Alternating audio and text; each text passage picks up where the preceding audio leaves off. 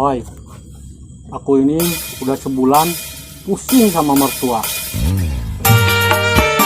Minta itu, minta ini. Minta aku kan sekarang gak punya kerjaan, kan? Oi, kamu dengar nggak sih? Kenapa kamu lagi?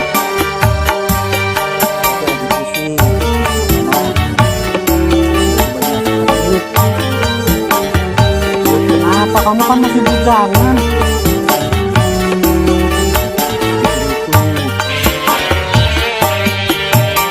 Aku mengharapkan engkau sabar menantiku, walaupun waktu terus berlalu.